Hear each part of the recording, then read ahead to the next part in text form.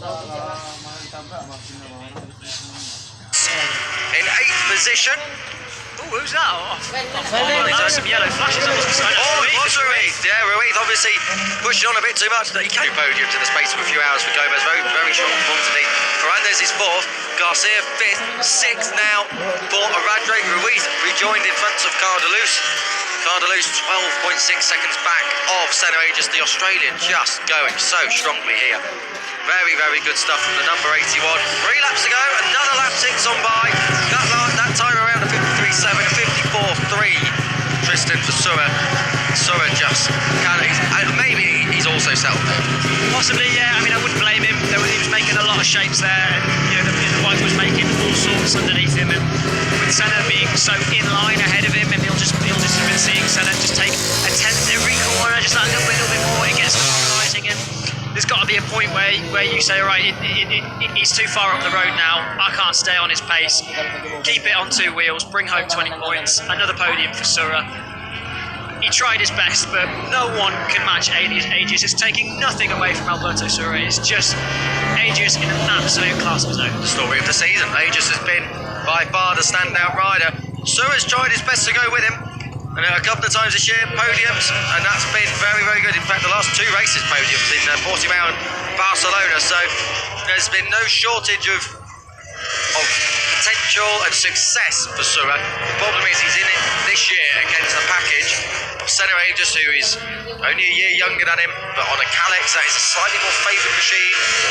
And that team, the Liqui Moly Intact Husqvarna outfit, are just going so well at the moment, and there's just not a lot anyone can do about it. I mean, even in Barcelona, when Aegis wasn't there, the wins were shared. It wasn't double glory for Cardelus at all. Back in this battle for 4th then, to the on-track action we go. Ferrandez ahead of Garcia. Radre, slightly disappointing race 2 from him. We expected a bit more, but he's coming back into it now. Not sure what's happened there. Don't know for Radre. He's in 6th place. Last time around, yeah, he's quicker than the 2 ahead of him, because I think they're knocking spots off each other. 2 to go then, penultimate lap. Garcia, run on Ferrandez. Ferrandez puts the bike right where it needs to be. So Fernandez 5th in race 1, looking for 4th in race 2. That'd be his best in the class. Obviously, this is only his 2nd race, but very good stuff for Fernandez. He's absolutely taken to the Moto2 bike. He's very, very tall anyway. He's taking it to it like a duck to water.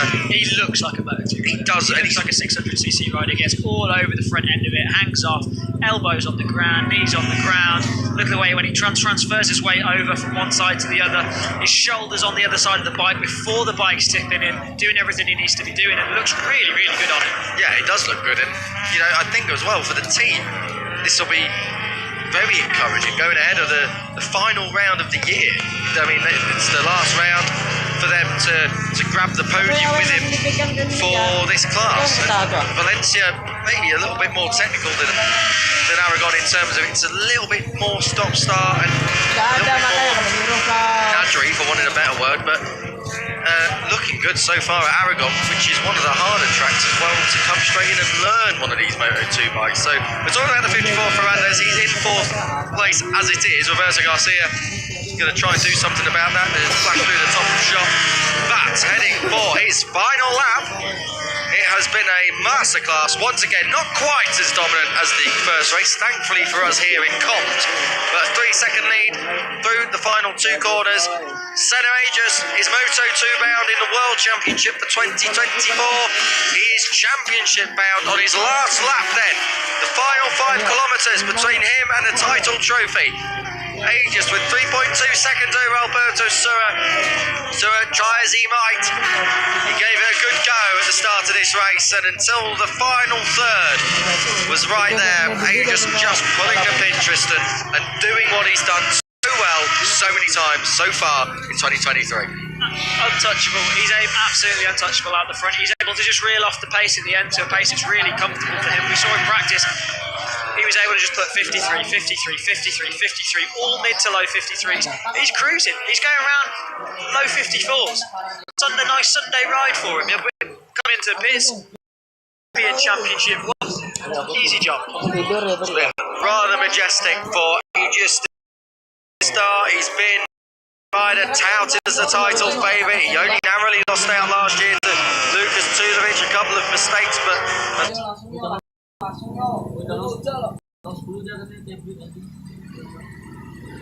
we said at the top of the show, every race he's finished, it's been first or second, more or less since the halfway point of last year. It has been remarkable from Senna Aegis. He has not before lit up the screens in terms of his Moto3 rides, you know, but he's a very tall rider. He's much more suited to the bigger bikes we've seen so many times that Australians, they just get on better with a bit more power. Down the back straight for the final time. It has been a majestic year. As I said, we've had 8 wins from him this year, and it will be 6th of his season. I am having a look. No, it'll be the 7th of his season. It doesn't matter anyway. They're all stats. The only one that does matter is that Senna Aegis through the final corner is the Moto2 European champion in 2023. He's got it over the line. He was challenged hard by Alberto Sura in the early stages of this race. He's fended that off, and it's another double for 2023. Sura second, Gomez a second career podium in third. Ferrandez Garcia and Aradre completing the top 6. Scenes of delight down in the Liquid Moly Intact Sparta team. Senna Aegis is going up to Moto2 World Championship next year as the reigning European champion of this year. What do the rest of the field have to do to stop him? This man is congratulated by Liam Camier. Nice stopping, as he is European champion. That tyre is not going to be used again as they head towards the final round in Valencia, and almost lost it then. It's the I did yesterday. Bit too ego. Yeah, really. I was on the other side of the service. Leon Camier there.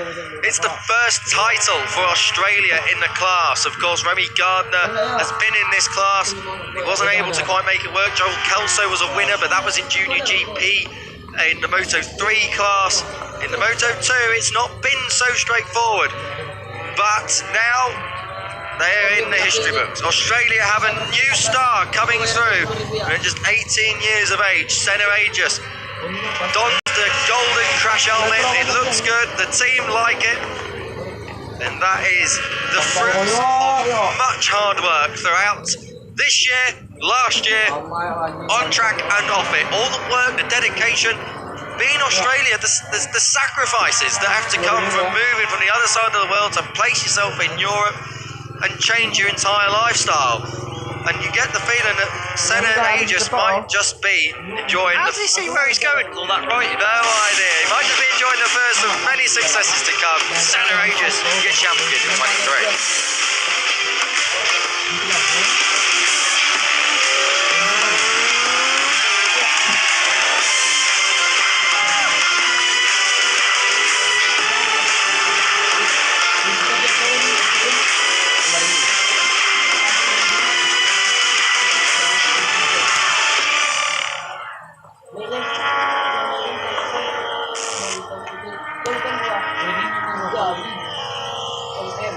Beautiful stand-up wheelie then. Valencia, beautiful stand-up wheelie at Aragon with the number 1. Aegis, the champion, full in gold as well. That's a great sight. Let's see if he runs the number 1 at the end of the year. Some riders do it, some prefer not to, but they do it anyway. The whole lap was a stand-up wheelie. That is his trademark celebration, to be fair. You really almost... Ooh, dear me. Careful. Don't pin it now. Deary me, coming through turn 11. Then a bit of a wobble. He wheelied the entire length of the back straight earlier when he celebrated his victory with nearly 14 seconds. We'll see what he does this time around. Aegis coming through 14 now into 15, the final sector. Is he wheeling? Yeah, looks like it. Let's see. Can he do the full length of the straight? What's he going to do? The Australian flag flying high. He touched down as well. Well, a bit of a wobble, but no problem for the number 1 as it is now. He's gone from the 81 to the number 1. Plenty of celebrations all the way around. So I think of Ralston maybe with the Australian flag over there. Quite possibly. Like I say, there's not been an Australian champion in this class 2010 it was Carmelo Morales, then we go forward to Jordi Torres, again in 2012 for Torres, Roman Ramos, Francesco Raffin, the Swiss rider, Edgar Pons, Odendal, Eric Ronaldo, Francesco Raffin again, Edgar Pons again, Yari Montella, Fermin Aldeguer. Last year it was Lucas Tulovic, but now it's Senna Aegis.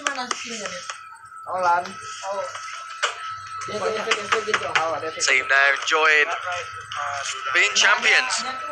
Of course, they the Liquid Moly outfit, they took the title last year. There's Troy Corsa. Troy Corsa, obviously 1996 and 2005 World Superbike champion. First for Ducati, the second for Suzuki. Now there's another Australian champion. This time, the European Moto 2 Championship. So Sura debriefing straight away in Parc Ferme. His first win awaits, but continues to elude. Second for him, another podium, his third one in 3 rounds.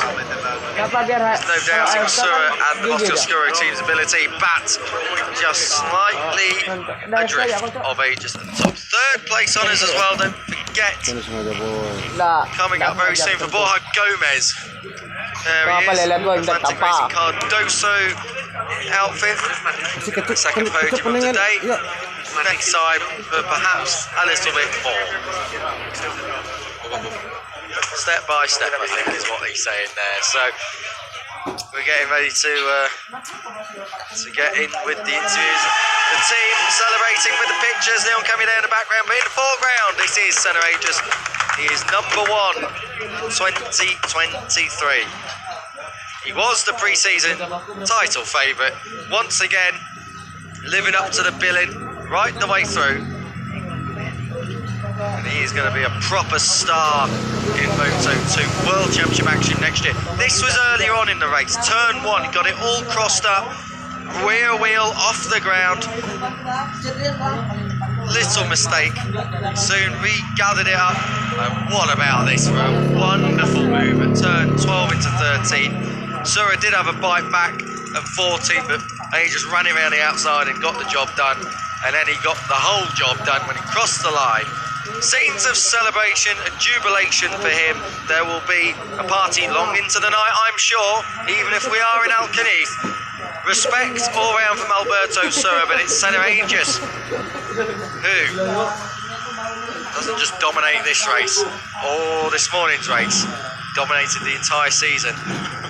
Dear me. He was very close, but then Foley be the only person who's ever crashed at turn 11, I think. Anyway, he's down there, ready for his first words as Moto 2 European champion Senna Aegis is with Tristan. Senna, 2023 European Moto 2 champion. How does that sound? Sounds brilliant, mate.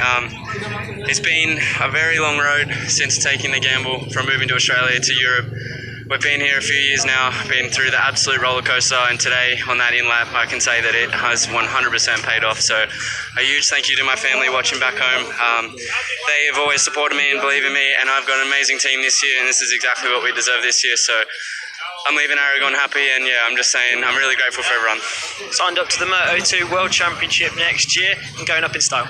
That's it. I think moving up next year with this under my resume is fitting, and we have one more race in Valencia, and then yeah, my focus changes. Massive congratulations, mate. Thanks, guys. Senna Aegis then, going from pole in what would be championship deciding race with a round to spare. He didn't get the whole shot though, that honour went to Yero Rui, then it was Alberto Sura who came into second, and Sura, wasting no time, rammed his way through up into the front, turn 7 on the opening lap, whilst going down altogether, Niccolo Antonelli, although not sure whether it was entirely his fault in the end. At the front, Ruiz, Garcia at the time, right there. Two knocking spots of each other. Sura and Aegis doing the same. Sura desperate to try and stay ahead of Aegis and passing him straight back. He had to answer straight back to disrupt Aegis' rhythm. It's the only way that he was going to be able to stay in contention. Aegis with beautiful move at turn 17, got the thing lit up through the corner. He went wide at turn 1 a lap later, and the gap went up to 9.5 tenths of a second. Surra may be thinking then he was out of reach. Unfortunately not. He just lined up this brilliant move. This is from turn 12 into 13 on a direction change. Valentino Rossi-esque there for ages. He went a bit wide, and then he just let the brakes off, and he was not moving. Surra, it was a good job he kept it on 2 wheels, otherwise they were both going to be in the turn 14 gravel. Fine ride by Aegis. He was in the lead at that point onwards, and nobody could get near him. He was cruising to that title. All that sacrifices that he talks of were all well worth it, to move from the other side of the world to Europe to chase his dream of racing motorcycles for a living and being rather good at it, and also the burnout. He celebrated with his team, converting the 81 to the number 1. Everybody there stopping into Parc Ferme, true Aussie style, for your new champion.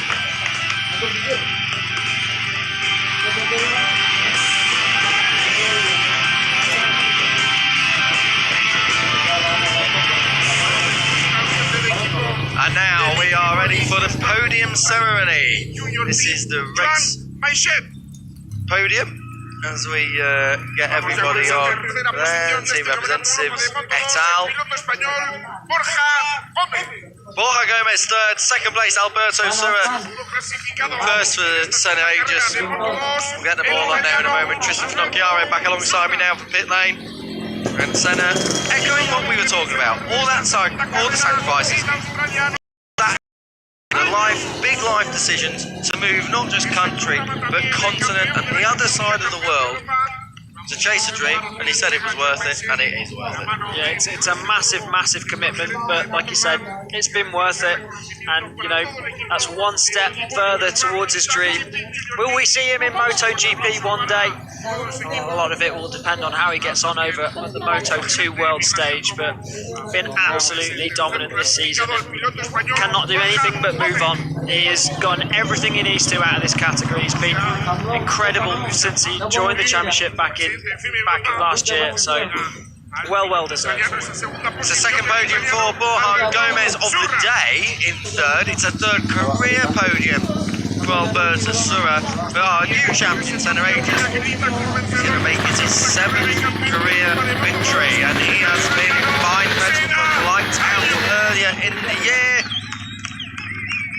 A mighty performance from the Australian. Let's have a listen to the Australian national anthem.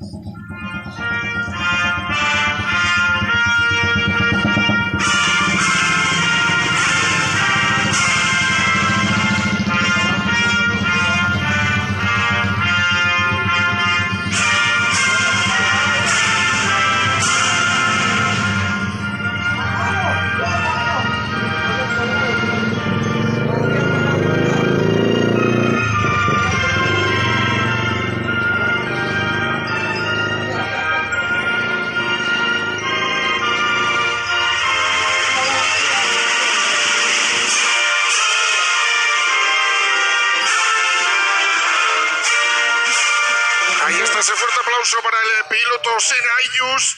Y ya, pilotos, por favor, podéis proceder a daros gets ese the baño Australian para national anthem for the first time as champion, and this is going to be a heck of a celebration. The party later tonight will probably be a big one too. Senna Aegis chases a team member all the way around the back of the podium, and a well-deserved chug on the bottle as well. The Prosecco DOC in full flow. Senna Aegis for the first time with that Australian cape as champion. What are we going to see from him next year in 2024 in the Moto2 World Championship? We'll have to wait and see, but if it's anything like we've seen here, he's going to be competitive from the start. He's already had point scoring finishes there. He's not even had a full crack at it just yet. It's going to be one hell of a party in Alcaniz tonight. Shame we're going back to Barcelona, mate. No one's ever said that word before. So, our final look then at the race results from Race 2, Race 10 of 11 of the Moto2 European Championship in 2023, held at Motorland Aragon. Senna Aegis with a 3.2 second lead to secure the title over Alberto Surra. Borja Gomez, a second podium of the day in third, ahead of Alberto Ferrandez, a career best fourth. Roberto Garcia fifth. Unai Radre only sixth, ahead of Yari Ruiz and Xavi Cardaluz, whose title hopes are now over. Outside of the top 10, Marco Tapia dropped from 6th on the grid. Harrison Voigt only 13th. Jacobo Hozjuk, the Romanian, in 14th place. Good ride from him. Gerard Rieu, the final point scorer, like in race 1. Lots of DNF, Sam Wilford, Charles Aubrey, Peter Vyshegorski, Alex Carpath and Nico Antonelli. We saw that on the opening lap.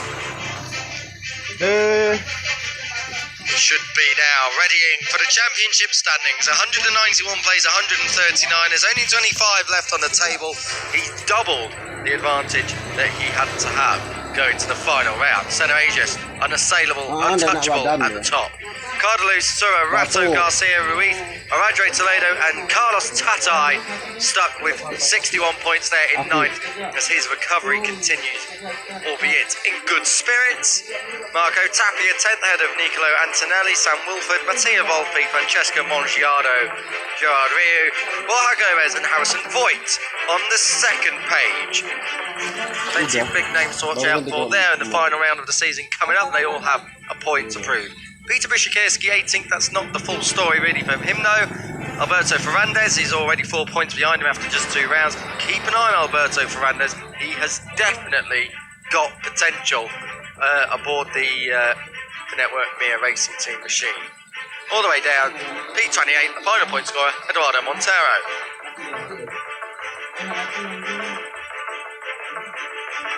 Moto 2 European Championship history has been made. Australia, a title winner for the first time in a class, courtesy to Senna Aegis. The hard work, dedication and sacrifices to move to Europe have paid off, and he goes to the World Championship as the European champion in Moto 2. At just 18 years of age, a bright future lies ahead for Aegis. It's a name for the future as much as it is for the present.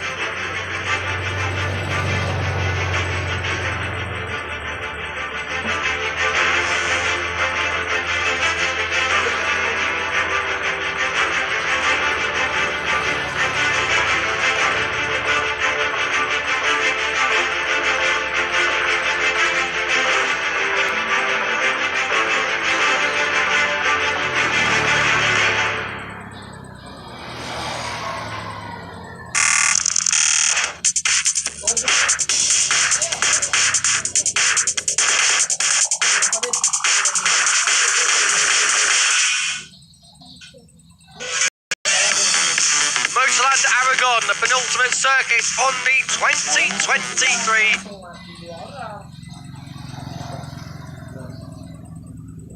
FIM Finetwork Junior GP World Championship calendar. It's the 6th round of 7, and now it's the chaos of the European Talent Cup that lies ahead. It is a 5.1 kilometre long circuit. Guido Pini and Casey O'Gorman were winners in 2020. However, today, not that easy. Max Quiles has already took honours. 17 corners to do battle at across some 13 laps. This one is unpredictable. You don't want to miss it. The sun is shining down on Motorland Aragon in the middle of the Spanish desert, just outside of Alcañiz, the historic town in the Teruel region. This is the European Talent Cup. As we take a look through the paddock, everybody's eyes on this race. We could mathematically have a champion at the end of it. We'll do the maths for you as the race goes on. It's highly unlikely, but this is the European Talent Cup. Anything can happen. Kiko Charles and Tristan Finocchiaro taking you through the action today. Tristan, we've seen a crowning moment elsewhere in the paddock. Will we see another one here? Will Max Quiles be able to convert that pole position and make it count? We could very well do. I mean, it's so close at the top of this championship. Going into this weekend, there was only 1 point splitting the top 2 and then 9 points splitting the top 3. So we could do. I would say it's probable. I think it'll go down to the wire at the last round, but here's how it happened in race 1 then. Just 1 point split in the top 2 going into it, 9 split in the top 3 as we've said. But Uriarte it was on the number 51 who led the way down into turn 1 before Max Quiles chopped his nose off really strong on the brakes for the number 28 and pretty much controlled the race. from the front. He did have a long lap penalty to serve as well. The number 81 went down and out of the race. There was Quiles taking his long lap penalty. He rejoined in around 6th position, and then it was a tall order for him to carve his way through the field, but he did it. The battle raged on at the front as Jesus Rios was making some big moves. Quiles then came back to the front with Rico Salmela. He was making some big moves on the 27 as well, with Guido Pini trying all he could to keep himself in podium contention. Went out onto the green a few times, and then the battle just carried on, raging on out the front. Quiles, Pini, Salmela, Rios, Uriarte. It could have gone anyway, but in the end it was the number 28 that took that victory. Heading on to the final lap, really could have gone anyway. Rush Moodley climbed his way through the field to join the chasing pack right at the front. He was making some big moves, the South African on the number 51. He led the way for a few laps right at the end. But then Quiles pounced right when he needed to, down at the final corner. The number 28 knew exactly what he needed to do. He took victory ahead of the chasing pack, but it was the battles raging on, lap after lap after lap. Uriarte was making moves late in the race, and Pini got muscled back to the back of the pack. He was being bullied on the number 1 machine. There were some big moves and some big moments all through the races. One of the riders hit the barrier there, lucky to get away with that one. Jesus Rios was looking racy in the closing stages. So was Uriarte, so was Quiles, who would time and time again just hit the front. Timed it to perfection, as he does on the number 28, as he has done so many times. He took victory in the end, and is one step closer to taking the ETC Championship this year. He's been so strong all year long. Took the victory from Uriarte, with Rios rounding out the podium. Could be decided in this one. These are the stars of the future, names that we expect to see hitting the Grand Prix paddock. Just want to give a little shout out as well to Marco Holt in the British racing scene, who today has just won the MKGP 50 and MKGP 70 championship. They're one of the first riders to take both championships. He's also been riding in Spain in the MIA Racing Championships as well, and he'll be a rider who we'll be looking to see over in British Talent Cup and European Talent Cup in the future, so a name to look out for the future. But right here, right now, there's a title on the line. There is a title on the line, or at least there's a title up for grabs. It's Maximo Quiles, not just your pole man, your series leader. He's got a 6-point advantage over Brian Uriarte. They are first and second on the grid. If Quiles wins like he did in race 1, Uriarte will need to be, by my reckoning, 11th or lower, because then the countback already works in Quiles' favour. You get 5 points for finishing in 11th, you get 25 for the win, so then it would be a swing of 20, which means the gap would be 26. Quiles has got 4 wins compared to the 3 of Uriarte, so unless Uriarte wins, then it could go to countback in Valencia. I reckon maybe it could be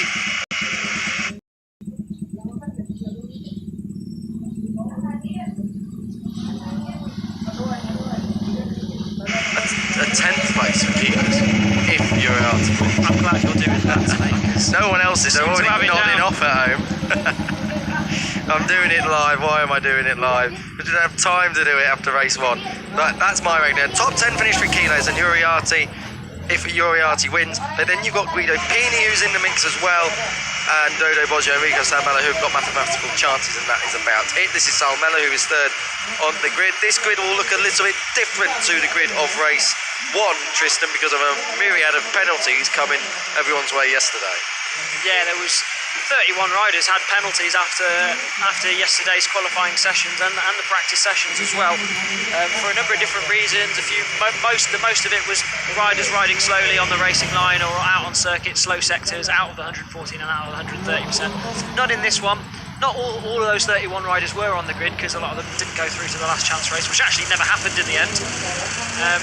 But yeah, this grid, as you were after qualifying now.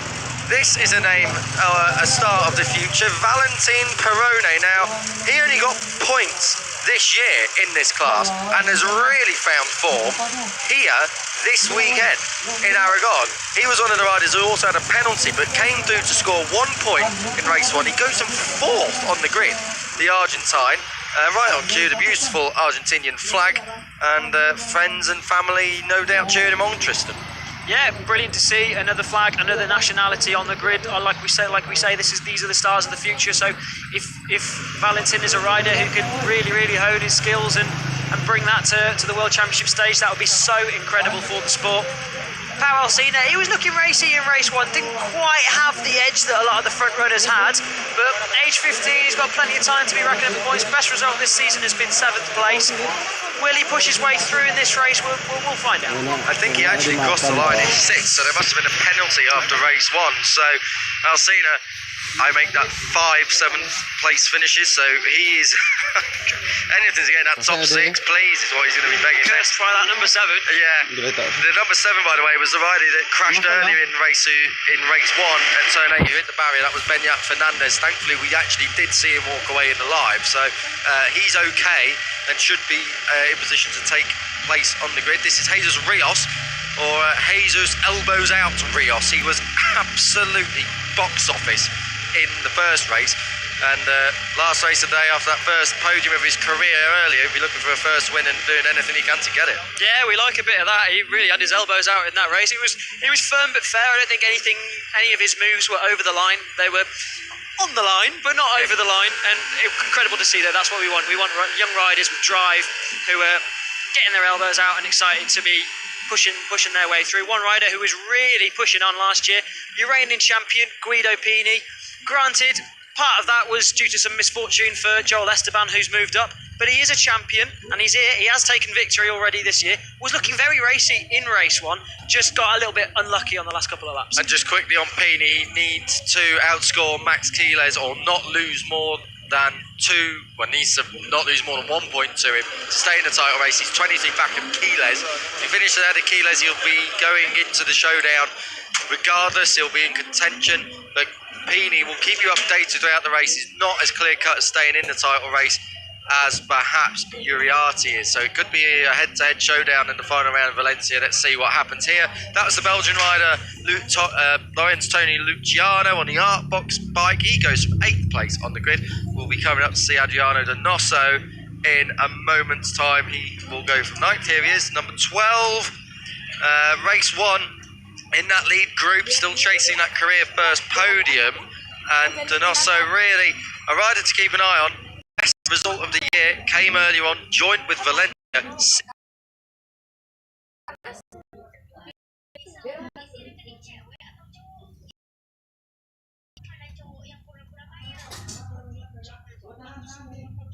Sixth in both. He'll be looking for a first top 5 this weekend in this race. Yeah, a name that we've seen sort of threatening on the timing screens throughout practice this weekend, was looking decent in qualifying, was there or thereabouts in the race, just needs that little bit of edge, needs to carve his way through a little bit, but a rider who's finding his form, I think, in this category, and I'm assuming he'll be sticking around for next year, so a name to keep an eye on for sure. Quickly completing the top 10 is Marco Morelli of the Vision Track Racing Team with Michael Laverty, but on pole, Max Quiles. It's his first match points. Can he do it?